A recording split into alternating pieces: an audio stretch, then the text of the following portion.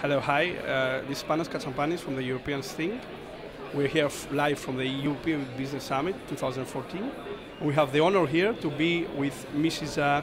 Helen Yohannes from AIESEC. AIESEC is a huge youth organization all around the world. And hello, Mrs. Yohannes. Welcome to our booth. I would like to ask you a few things, first of all, to present to our readers about AIESEC. So your scope, what you do, and how you contribute to the development of European or global youth around the world.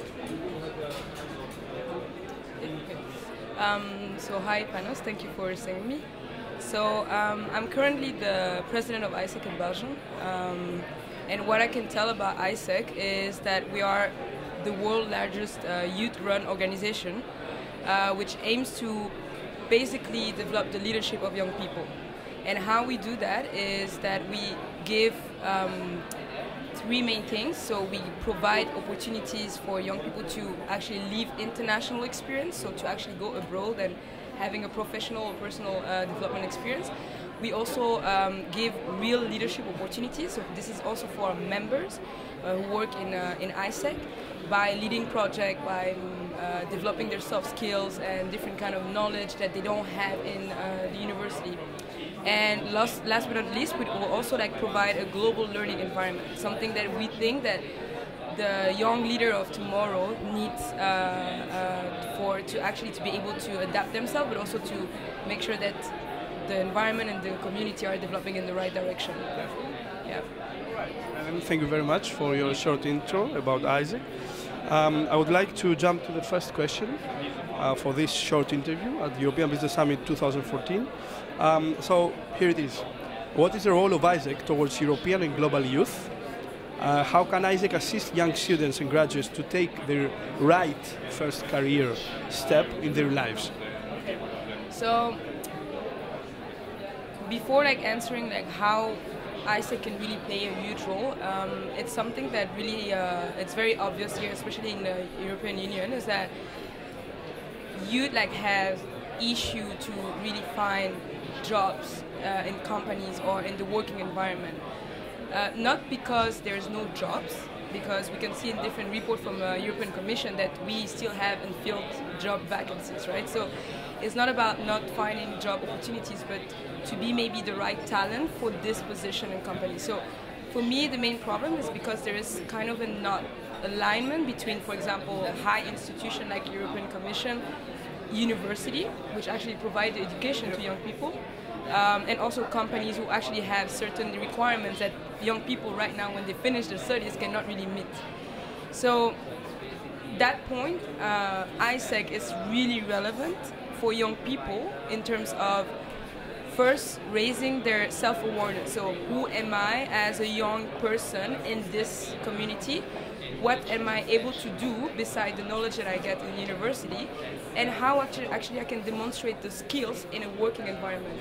So AIESEC give this platform to even maybe face some challenge and do mistakes, to learn and get skills that companies are looking for.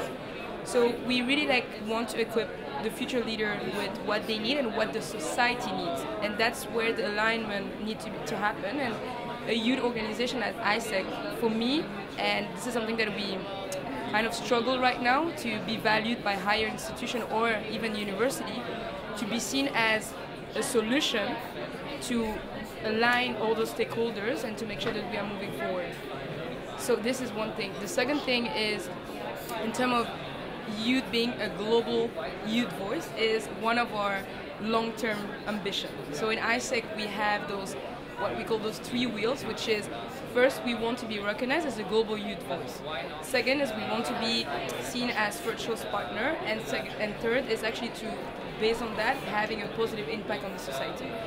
So by being a global youth voice is actually we want to make sure that people value the international internship, for example. So by providing the opportunity to young people to see what's happening outside, even Europe, might also open their mind and see, okay, but maybe this is something that we can do in our country, and we can even develop entrepreneurial outlook even better and bigger. And I think that by also like attending this kind of event when we have different stakeholders and not being in our bubble, but meeting people who have a lot of influence and who can actually really help us and collaborate with us to give an important place to young people to express themselves and also like to be able to actually drive some important action, because we are actually the future. So if we don't do anything, if we are not collaborating, having even a dialogue with international organization, how we can move forward. So I think that we are not there yet. So as AIESEC, as I said, we struggle to really showcase how youth is important on a global level and how we can be heard. So for this, we actually really need like other stakeholders and collaboration with different people, because we have the same purpose. Can you name some stakeholders or companies that you collaborate with already? Name some. So for example, like we have global partners. So because AIESEC is present in 124 countries. So if I think about the global partners of AIESEC in general, we're working with DHL, we're working with Unilever, one of like, for me, the best company, because they have a real strong purpose behind what they do. We also work with Electrolux. We work with, for example, AIESEC in Belgium, we work with companies like UCB, GSK, companies who actually value the leadership development of their young potential people in their company. So they don't see young people as just HR. They see young people as leadership potential to drive the company purpose and also the company growth. So yeah. So let me now continue with the second question for today. So here it goes. Youth unemployment is raging in Europe right now. In some countries it reaches horrible levels and reaches 60% for youth under 25. So I wanted to know, what does AIESEC think about youth unemployment and how it is planning to tackle the issue with its work and commitment? It's a really good question. I'm just gonna share like a personal experience that I had. Like I went to an international conference in Spain because my friend Eloy, who is the current president of AIESEC in Spain, invited me to chair the conference, and I could really like see how young people are affected, because they are still young students in university, but they still don't know if they're going to find a job in their country. And it's not just in Spain, but as you mentioned, this is happening in a lot of countries in Europe, that it become a fear for young people, and they don't really know how to be prepared to that. Also, I'm sorry to interrupt. I mean, it stops people from the right to grow in their own country, which is very sad, according to me. I don't know if you agree about this. No, it's true, and I think that, as I said previously, I think is there is no alignment yet. So if you're a young person who live in Spain or in Belgium, and we are young people, and especially European people, we are very skilled people, we are very smart, and we have a lot of facilities. If we compare with Africa, if we compare with other like countries who doesn't have this platform, but I wouldn't say we are more smart, but we have more access to information. No, not more smart, but we are smart people, right? Because we have knowledge and we also have like skills. But the thing is that where the world is going and what the company is requiring from young people right now is not providing from the beginning at school or at university. So there is kind of a mis-expectation setting, I would say, which leads to the fact that some young people can have maybe double degree and be without employment during like more than 1 year. So then what I think is the discussion that I had with my friend in Spain is that this is where we feel that AIESEC is more relevant nowadays even to the society, but also to the young people, to actually be equipped and be aware that this might happen, that you might have a degree, but you might not have the background or the skills that companies are looking for right now. So in terms of like commitment, this is actually our purpose. It's like if we don't develop the leaders, we cannot then foresee a positive impact or a contribution in the society. So this is our main priority, is to make sure that the young people are aware and they're actually moving forward. And so you suggest to European youth basically to participate in your internship programs in order to be ready to be integrated inside the job market? Yeah, exactly. Why? Because I know that, for example, with the company that we're working now, we have a lot of companies who, for example, want young people after their graduation to have already professional experience. How young people can have professional experience if they are actually sitting down in university and just studying, if they don't have internship within the academic program. So this is why AIESEC, when you finish your studies, you have the opportunity to go 6 months, 1 year, to have a professional internship in another country based on your background, so business administration, marketing, HR, anything. And you gain skills, you get a salary, and you actually can come back here and be more valuable on the labor market for companies who are looking for that. So for sure, in terms of leadership development, personal development, professional development, the internship of AIESEC is totally relevant and can really help young people and companies to match. Very well. And the last question for today is the following. Youth entrepreneurship in Europe is not as developed as in other parts of the world. Does AIESEC give fruitful opportunities for young startup projects to its members? So your question is if AIESEC provides some startup. Basically, it is apart from the internship schemes where European youth can engage and get some valuable experience right after their studies.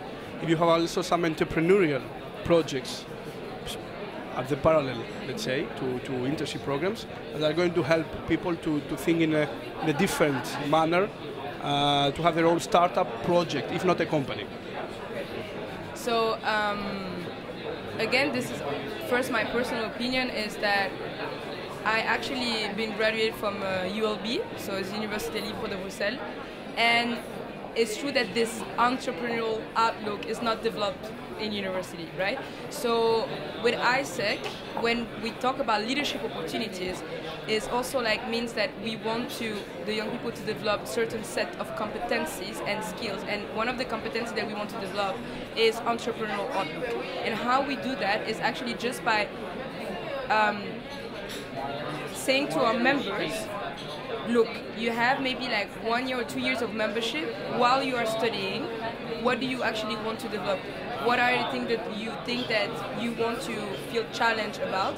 And this can be like being a team leader of any project management. It can be like the one who are organizing events, or the people who are actually organizing like interviews for people to send abroad. So anything that we do need entrepreneurial like drive, need like innovation, need like analytical skills, because you have the space and a free space to even do mistakes. So this is your call, try, and then we have a debriefing and we see how maybe for the next time you can improve. So my point is like, especially as a Belgian student, we are kind of risk averse. So it means that we want everything to be perfect, and we hope that everything will be kind of presented on the silver plate. Sorry for the expression, but this is my opinion.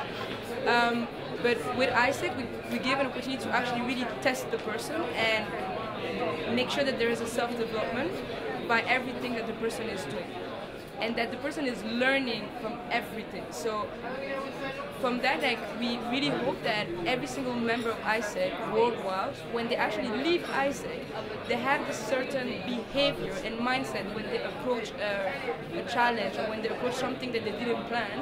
They are not like running away, but more like, okay, I know that this is the problem and this is how I can solve it, and this is my skill and this is my capabilities. So we kind of train people by giving them the opportunities that drive the growth of AIESEC, but also the personal development of the person. And entrepreneurial outlook is definitely something that each member of AIESEC, and I think each young people in the world, need to develop in order to face any change that the world is actually having. So yeah. And let's say last question. Do you have any examples of any members of AIESEC that teamed up and they had an original idea and they wanted to start up their own business? Do you have some examples to give us already? Or yeah, some members that teamed up in a country or due to the AIESEC experience, or thanks to the AIESEC experience, they had some good contacts and some good feeling. I think AIESEC provides that environment anyway. And then they teamed up to start up their own business. For example, I have a lot of examples, but something that is true is something we notice is previous member of AIESEC who become alumni, for example. We have a survey and studies that shows that, okay, but when we talk about positive impact, when we leave the organization, this is really what's happening. So when the person is able to do what he wants to do with his life. And we have several alumni, for example, I remember his name, but like the CEO of Mind Valleys in Malaysia is actually, he started this company by himself with other AIESECers, and he actually hired like different type of people and also ex-AIESECers to be part of this business. And actually, like, you have a lot of alumni who, by understanding what's happening around the world, by taking international internship, by having some different leadership project within AIESEC, decide to create their own business and decide to really like align what the community and the country where they live in needs and what they can do, and take the challenge as an opportunity for them to create a business. So we have a lot of alumni who actually create their startups.